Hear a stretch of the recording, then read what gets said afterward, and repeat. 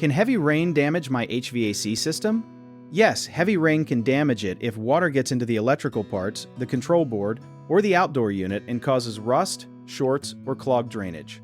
Heavy rain does not always hurt an HVAC system, but it can if water sits where it should not. The outdoor unit is built to handle weather, but it is not built to stay underwater or have mud packed around it. Inside the system, water can reach wires, sensors, and the fan motor, and those parts do not like moisture. One thing many people do not know is that rain itself is often not the biggest problem, but the dirt and debris that rain carries can be. Leaves, grass, and mud can block airflow and make the system work harder.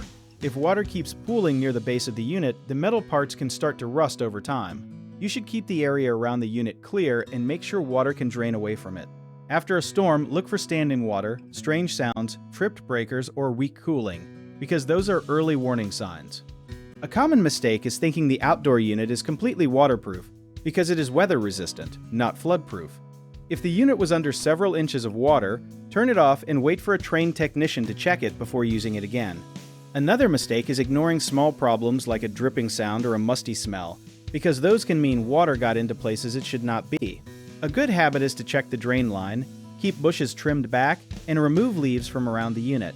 Some people also forget that power surges during storms can damage the system even when the rain itself did no harm, so a surge protector can help.